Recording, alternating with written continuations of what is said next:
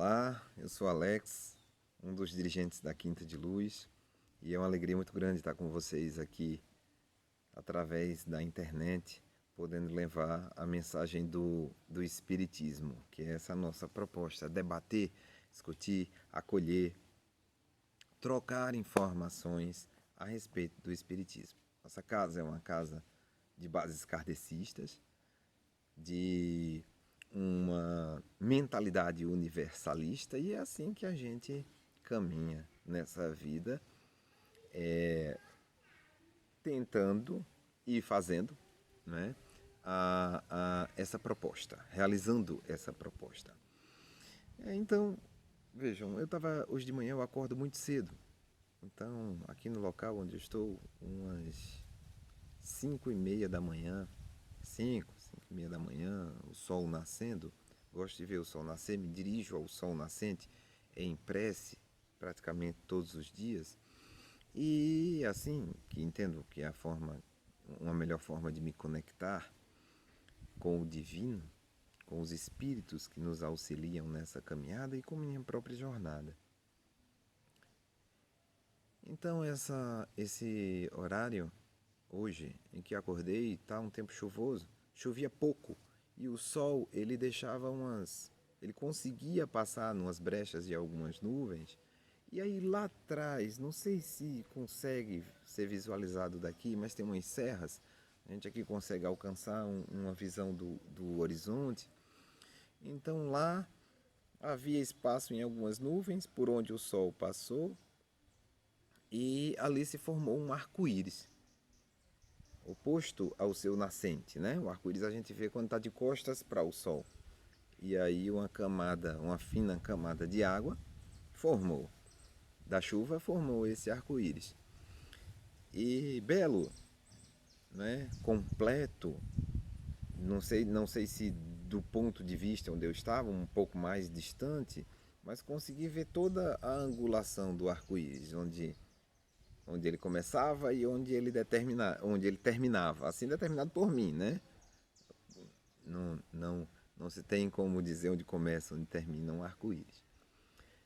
Enfim, e naquele momento me veio a vontade de conversar com vocês, de trazer a informação a respeito justamente da influência do espectro solar sobre nós. O Sol, não é? Em alguns textos, eu sou profissional da área de saúde, sou fisioterapeuta, mas abracei a causa das terapias integrativas. Então trabalho com florais, trabalho com acupuntura, trabalho com constelação. Enfim, nessa área eu encontro muitos textos a respeito do benefício do sol, né, na minha área, tanto para a saúde orgânica quanto para, que é sabido por todos, né, uma fonte produtora de vitamina D, é um antisséptico natural, né, é um renovador da pele, isso quando somos expostos com bom senso. E numa, numa outra vertente, em que se trata mais do âmbito energético, assim pode dizer, nós temos os benefícios o diálogo, aliás, o debate a respeito do Sol, onde ele é uma simbologia maravilhosa. Isso a gente não vai entrar agora, né? Isso a gente não vai entrar. Ele tem uma simbologia maravilhosa. A gente não vai entrar agora. Olha quem apareceu aqui. O gato da vizinha. Ele correu quando eu quis mostrar para vocês. É lindo. Então, a gata é a... Esqueci o nome dela agora. Esmeralda... Não, é alguma outra... Ágata. Eu sabia que era uma pedra. É a Ágata. Então, nós... Eu estava falando do sol, não é? Desculpe. Falando do sol. Vamos voltar ao tema. E viver, transitar nesse planeta no que compreende a energia da crosta até a última camada atmosférica é viver imerso nessa energia do espectro solar. Né? O arco-íris ele nos mostra isso. Ele vibra, né? A gente vê cores, cor significa frequência. Então nós visualizamos ali no arco-íris do vermelho ao violeta. Aí a gente tem o vermelho, o laranja, o amarelo, o verde, o azul, o índigo e o violeta. Então, nessa a transição entre essa frequência, dado esse limite do vermelho ao violeta, a gente chama de espectro solar. Né? São as cores que a gente consegue captar com a nossa visão a partir da visualização do arco-íris, no que tange olhar para esse espaço compreendido entre a crosta e a última camada atmosférica. Só que se a gente tivesse olhos para ver, nós poderíamos enxergar que esse espectro solar, essas frequências, elas preenchem todo esse espaço. Elas não deixam espaço vago nesse limite que acabei de dizer. E isso acontece no planeta Terra. Fora do planeta, não. Isso acontece a partir do momento em que os raios solares penetram na atmosfera. Existe um mecanismo que a gente pode falar muito mais sobre isso em um outro momento. Existe um mecanismo de atração de espíritos que vibram nesse limite de frequência para reencarnarem aqui na Terra, e eu vou trazer para vocês esse debate. A gente pode falar nisso, a respeito disso também em outros momentos, outros vídeos. Mas esses espíritos são atraídos para cá porque eles têm a missão, eles têm na caminhada o registro, é isso que eu chamo de missão, de desenvolver-se dentro dessas frequências. Ah, mas o que é que tem a ver o espectro solar e as cores que ele forma, que isso é frequência, conosco? Vejam, nós vivemos imersos naquilo que sentimos, no que pensamos e como agimos. Imersos por quê? Porque tudo isso forma um campo magnético em nossa volta, no nosso entorno. Então, se eu boto um braço para cima, se eu abro os braços e a mesma dimensão entrando no chão, e eu entendo que isso forma um halo ovoide no meu entorno, isso é o meu campo magnético, ao qual damos o nome de aura, a partir do momento que ele entra em interação com esse espectro solar. Então, o indivíduo, como eu, que venho aqui para a Terra, porque aqui o universo, através de uma ação da espiritualidade maior, entende que é a minha configuração evolutiva caminhar nas diversas encarnações nesse planeta, eu vou gerar um campo magnético no meu entorno. Esse campo vai entrar em interação com esse espectro solar a partir do momento que eu penetro na atmosfera enquanto energia. E essa interação a gente dá o nome de aura. Então nós vivemos imersos na nossa aura. E a aura, ela tem as 7 frequências. Vermelho ao violeta.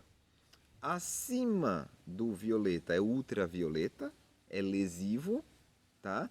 Abaixo do vermelho é o infravermelho, é calor, se perde, nós não captamos. Alguns aparelhos ainda trabalham com isso. O ultravioleta é usado nas salas de cirurgia, por exemplo, para a questão da sepsemia, porque ele torra, ele ele ali vai queimar justamente os seres orgânicos que podem prejudicar o paciente que sofre uma cirurgia e se ali penetra vírus e bactérias, ele pode desenvolver uma infecção. Então, o ultravioleta serve para isso. E o infravermelho é usado, não sei se é essa ainda a tecnologia, mas ele é usado em controle remoto, algumas câmeras para captar ondas de calor mais específicos em estruturas também usam a tecnologia para captar o infravermelho, mas para nós ele é calor, é um calor ínfimo, não até não captado pelo corpo, tá? Então, a gente vai vibrar dentro dessas frequências, dessas 7 cores, né? Quando a gente fala cor e a relação disso com o ser humano, com a aura, tá? É frequência. Então essas frequências, elas compreendem a captação das nossas percepções dentro daquilo que a gente pensa, sente e como age. Então, a gente vive imerso nesse contexto, tá? Então, a aura, qual a finalidade da aura? Então, por fim, para que a aura serve?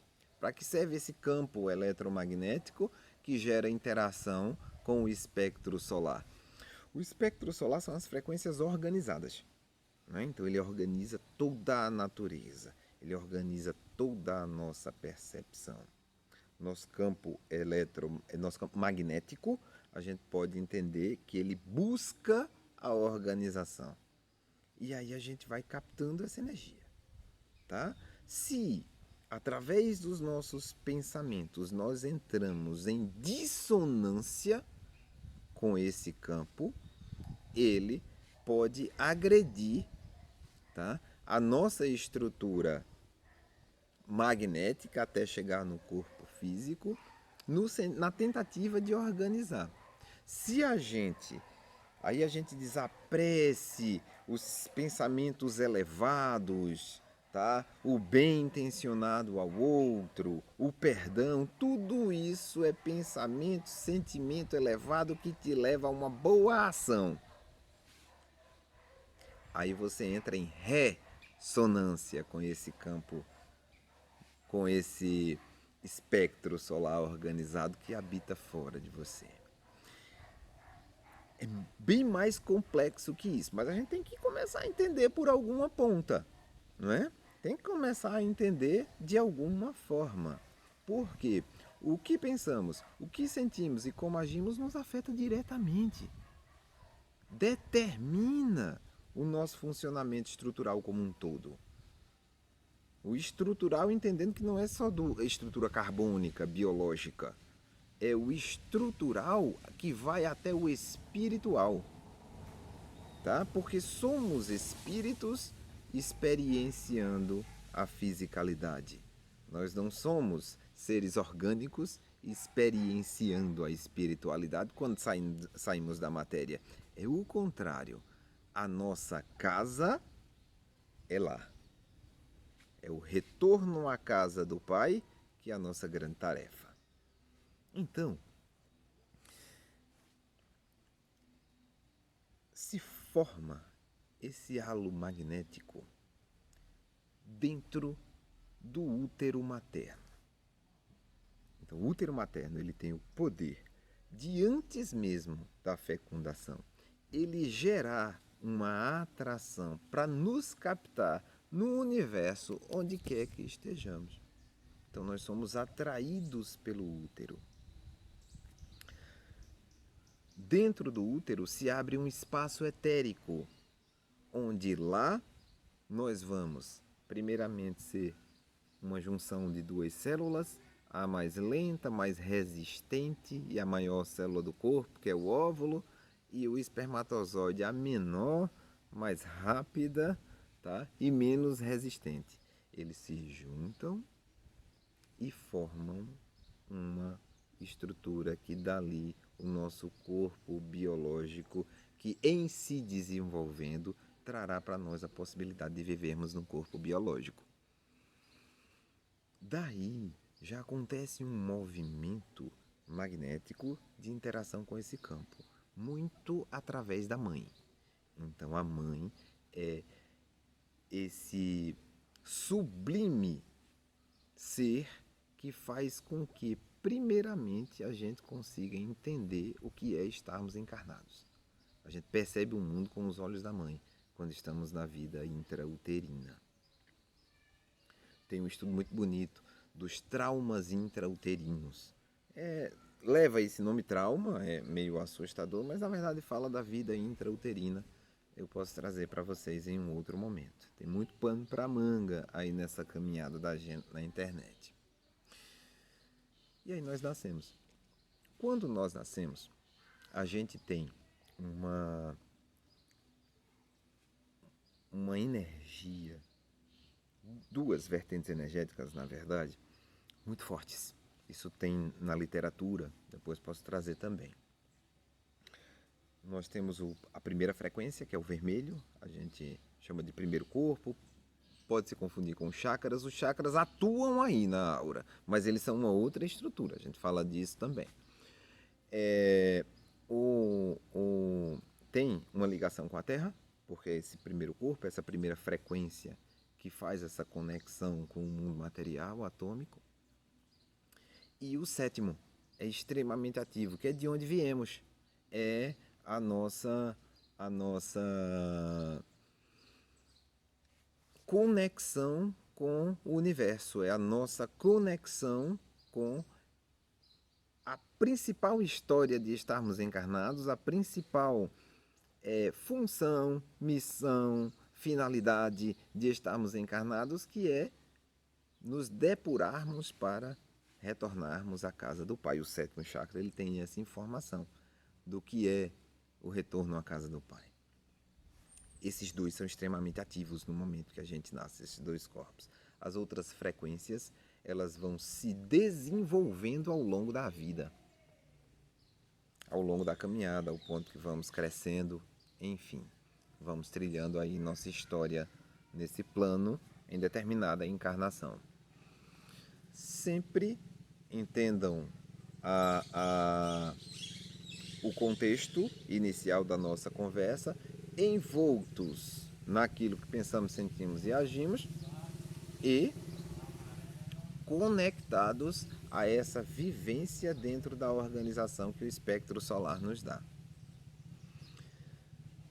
Aí, a gente tem uma conexão com o corpo físico muito grande, como falei, de acordo com a frequência vermelha, a frequência do primeiro corpo, a frequência básica, e o violeta nos dá a frequência com o alto, a conexão com o alto, é a frequência que nos dá a conexão com o alto. Então nós nos conectamos com o Pai, nos conectamos com Deus através desse chakra, com a espiritualidade. Então, nós, no desenvolvimento das outras frequências ao longo da vida, cabe dizer que a gente faz uma triangulação para esse desenvolvimento, que é o meio no qual estamos habitando,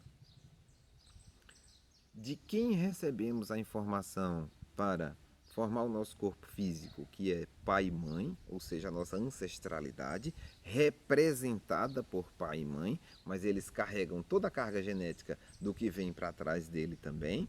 E aí até... Opa, deixa eu consertar aqui o celular. E aí até a quinta geração para trás de nós pode nos influenciar diretamente. Tá? Aí é o que versa, por exemplo, a constelação familiar e sistêmica. É uma terapêutica que observa essas questões. Mas a gente vai se desenvolvendo. O meio, o que recebemos da nossa ancestralidade para formar o nosso corpo físico, que aí teria uma determinação genética também. E, principalmente, aí é o maior, que se sobrepõe a todos, a vontade do espírito. Então, nessa triangulação, que é o entendimento da vida, nesse campo que estamos envoltos em interação com o meio, essa triangulação vai desenvolvendo as outras frequências. Então a gente sai para a frequência laranja, que é a etérica, então sai do básico, né, que é o entendimento da vida apenas como satisfação das nossas necessidades biológicas ou instinto de sobrevivência. Quando criança muito pequena, a gente quer ser alimentado, tratado, aquecido, cuidado, não é isso? É protegido. Então, quando a gente transcende essa vibração, a gente vai para a vibração laranja, que é a vibração etérica, é um entendimento melhor da vida a partir de que nós interagimos com o mundo com um potencial de conquista. Aí a gente pega muito puberdade, a gente pega muito desenvolvimento da capacidade de conquistar aquilo que a gente alcança com esse potencial. A criatividade surge muito a partir daí e a gente transcende esse caminho num terceiro passo, né? Passamos pela vermelho, o laranja e transcendemos no terceiro passo para o amarelo, né? A frequência amarela, que é a frequência do plexo solar. Aí nós, nessa fase da vida, nós fechamos o nosso desenvolvimento biológico. É até onde a gente cresce, tá? É aquilo que a gente tenta entender qual é o nosso universo de ação, qual é o nosso terreno, o que é que eu vou alcançar com isso. Às vezes a gente defende a matéria veementemente nesse período. Por exemplo, é o meu quarto, são as minhas roupas, irmão não toca nisso, ninguém tem o direito de invadir o meu espaço. A gente está aí desenvolvendo, compreendendo essa história, certo? E aí, numa determinada fase da vida, a gente entra no desenvolvimento da cor verde, da frequência verde. O que é essa frequência traz para nós? Qual a vivência dentro dessa frequência? A relacional, como eu dou e recebo afeto. E entendam que uma vai fazendo parte da outra, vai dando respaldo à outra. Qualquer dissonância gerada em frequências anteriores faz com que isso vá aumentando e compondo a nossa aura com desafios que vão se materializar na nossa caminhada. Num outro determinado momento da vida, a gente entra na frequência do azul, que a gente chama da mente concreta. É a realização de projetos, é a gente colocar no mundo material aquilo que vai nos dar o respaldo para cumprir a nossa missão, para orientar a nossa bússola. E aí a gente transcende para o índigo. O índigo, ele traz a vivência de que a gente materializa, tá? A gente materializa, a gente põe no mundo, como eu falei da cor azul, a gente materializa nossos projetos de acordo com aquilo que desejamos que seja, com aquilo que mentalizamos, com aquilo que alcançamos. É o poder da nossa mente atuando sobre nossa vida. É o caminho da sabedoria. E a gente chega a um ponto da vida onde o desafio é vivenciar cada frequência do nosso caminho, tá? Revivenciar, já vivenciamos, aliás. É revivenciar cada experiência desafiadora, passado nas frequências anteriores para o nosso desenvolvimento, tá? Temos aí um tempo que podemos depurar muita coisa, ajustar muita coisa no nosso caminho para entrar no desenvolvimento da frequência violeta, da frequência de conexão com o Pai Maior, da frequência de retorno à casa do Pai. Isso não quer dizer que em nada que se confunda com a vida do indivíduo. Quando ele chega ao final da vida que é programado, ele está na última frequência vivenciando. Não. Tem até uma didática que permite a gente colocar isso na questão temporal do desenvolvimento dos setênios. Aí tem, mas aí caberia que aos 49 anos a gente teria desenvolvido a questão do desenvolvimento de todas as frequências. E a vida continua, na maioria das vezes, grande parte das vezes. Continua. Então isso não quer dizer, não se confunde com o final da vida. Isso se confunde com experiência. Isso se confunde com aquilo que vai fazer parte da nossa existência em tempo integral, pois está diretamente ligado a nós através da nossa aura, onde todos os estímulos estão gravados nesse campo magnético que nos cerca, que está em interação com o espectro solar que cria a nossa realidade externa o tempo inteiro. Então a nossa tarefa é justamente, dentro dessa temática que trouxe, nossa tarefa ela se expande para muitos setores, não é? Pretensão minha querer determinar o que é, mas dentro dessa perspectiva é essa condição. E aí eu tenho uma indicação de um livrozinho aqui para a gente fechar. Sempre me perguntam, indica livro, faz sempre estão me perguntando, os pacientes, os amigos, indica livro, faz algo que seja, me diz algo aí para esse momento e tudo mais. Eu tenho aqui para vocês o Evangelho segundo o Espiritismo.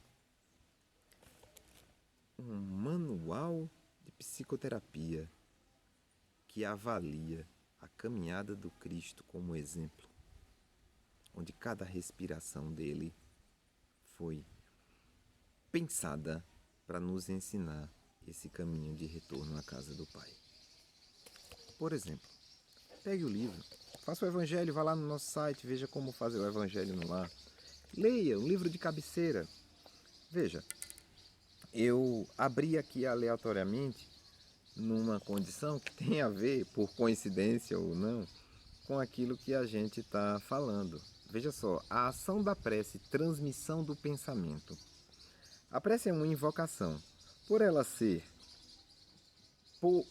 por ela, a prece é uma invocação. Por ela, um ser se coloca em comunicação mental com outro ser, ao qual a dirige. Ela pode ter por objeto um pedido, um agradecimento ou uma glorificação. Pode-se orar por si mesmo ou por outrem, pelos vivos ou pelos mortos. As preces dirigidas a Deus são ouvidas pelos espíritos encarregados da execução das suas vontades. Aquelas que são dirigidas aos bons espíritos são levadas a Deus.